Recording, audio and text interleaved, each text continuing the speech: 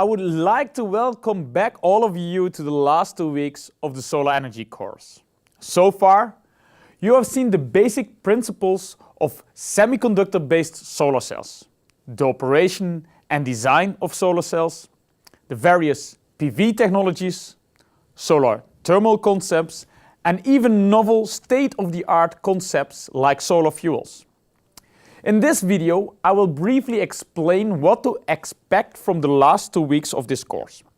In these last 2 weeks, we shall focus on the more commonly known field in photovoltaics, PV systems. First, let us look at a typical PV system.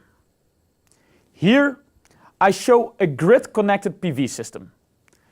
The grid-connected topology is especially very common in countries that have supporting solar policies where excess power generated by the consumer can be fed back to the electric grid. In this case, a set of PV panels are responsible for power generation. The PV generated power is not only able to meet the load requirements, but is also able to feed the excess power generated to the electric grid when the supply exceeds the load demand. Let's look at such a system in action in the following 3D illustration. On a normal day, with the sun out, the PV modules on top of this rooftop are busy converting the incoming irradiance into photo-generated power. The grid-connected solar inverters used in the system are also constantly converting the DC output of the solar module into usable AC power. The PV system is able to meet the load demand of the household. On a different day, if it's a very sunny day, the PV system is providing much higher power than what the load needs. Under such a condition, the excess power is fed to the grid. In most countries, the consumer can offset his electric bills in this manner. This facility is called net metering. Even after a solar cell has been designed perfectly using the concept you learned in the first 6 weeks, there are still many other factors that contribute to the working of a good PV system. In week 7, we shall look at the various system components and their properties. In week 8, we shall look at how these components come together and function as a system that are widely in use today. What do we mean by PV system components? Let's look at this figure, for instance. Here, a typical off-grid or standalone PV system is shown. Different components that constitute this PV system can be seen. The PV system uses a PV module or a bunch of modules interconnected to form an array. PV modules, although just an interconnection of solar cells, have a different set of design and operational constraints when being used in a PV system.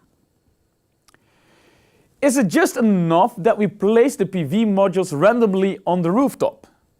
Do harsh summer and winter conditions have any impact on the PV output?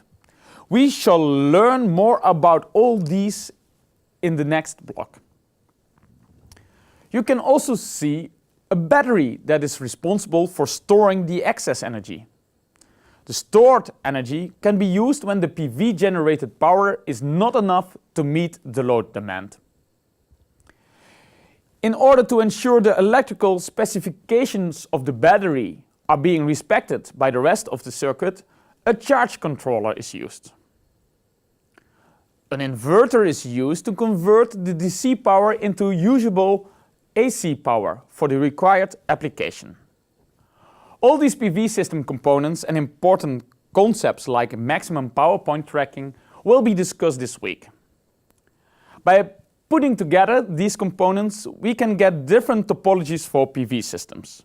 The main features of designing such system shall be discussed in week 8, the last week of this course. What makes a standalone PV system different from a grid-connected one? Which system topology is a better choice for a particular application? And how do we go about designing a PV system for a specific application? These are some of the main questions that I will answer in the last week of the course. I would also cover in the final week the economics and the environmental aspects of the PV system. A lot of people complain that going solar is not cheap enough, or that rooftop PV doesn't pay back in its lifetime the money invested in the system. We shall examine these claims on the economics of PV systems with an unbiased, objective approach. I shall introduce you to the basic terms like the payback period and the levelized cost of electricity. At the end of the final week, you would hopefully be in a position to perform basic calculations and see for yourself as to which factors would make the economics of a PV system more favorable. Lastly, I would also include in brief an interesting topic in week 8, that of the energy payback time. A lot of people believe in the myth that solar panels consume more power in the manufacture process than they would ever produce in their lifetime. Is this really true? If it were, I would not be standing here advocating solar power. But how do the numbers actually compare?